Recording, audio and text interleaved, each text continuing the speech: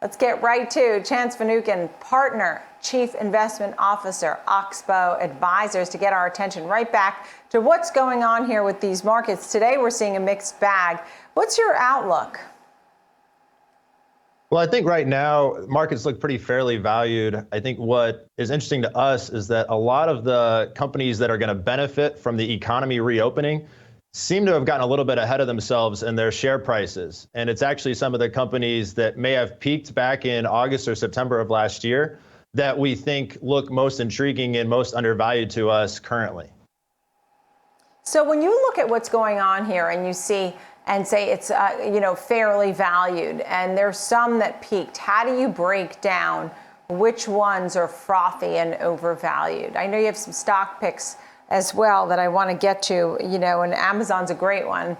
How do you pick what's overvalued?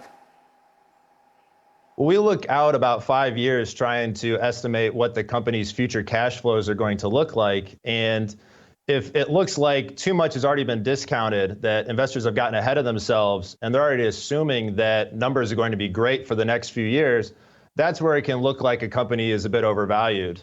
Just for example, Disney's a company that's got a bright future and one that we've owned for clients for some time, but it got up to nearly $200 a couple of months ago per share. And now it's come back to a price that we think is more reasonable at about $170 per share. So what we try to monitor is just making sure we're not overpaying for any new customers that are joining with us to manage their equity strategies. I want to get to your pick of Amazon. So you like this? You like it a lot? Is this a long-term play? Yes, it is. And I remember we talked about it a couple of months ago in March when it was trading at about $3,000 a share, about 9% higher than that now, but we still think it's undervalued.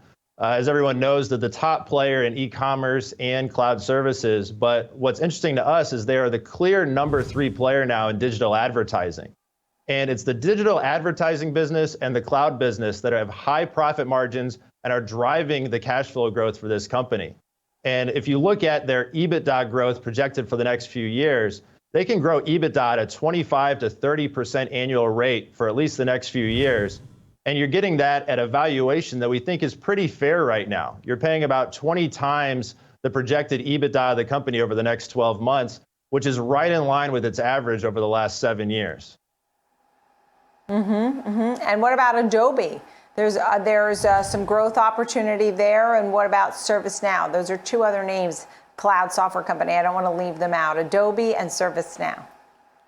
Sure. So when we look at software companies, we're trying to find software businesses that have dominant competitive advantages and are generating lots of free cash flow. The top pick in that category would be Microsoft, but Adobe and ServiceNow are the next 2 that we think an investor should be looking for if that's what they want. Adobe is a company that its Creative Cloud is essential to creators. Their Acrobat software is needed for businesses. They've been growing their revenue more than 15% a year since 2015 after transitioning to a subscription-based model. And we think that revenue growth can continue at more than a 15% rate. And while they're doing that, their profit margins have been expanding. They deliver nearly 90% gross profit margins, which allows them to funnel a lot of that back into advertising or research and development to continue to grow their business. ServiceNow is similar in that they've been growing their business more than 30% a year for the last several years and can continue growing at least 25% a year. They use their task management platform is used by much of the Fortune 500. And what appeals to us is that unlike some of these newer software businesses that don't have any profits yet, ServiceNow has nearly 30% free cash flow margins, and their gross profit margins have expanded from 71% 5 years ago to 81% projected for this year. And with that extra profit, they can continue to reinvest in marketing and adding to their services that they're offering to their customers. All right, great breakdown there, Chance. Thank you so much. Chance Finucane, Partner, Chief Investment Officer, Oxbow Advisors.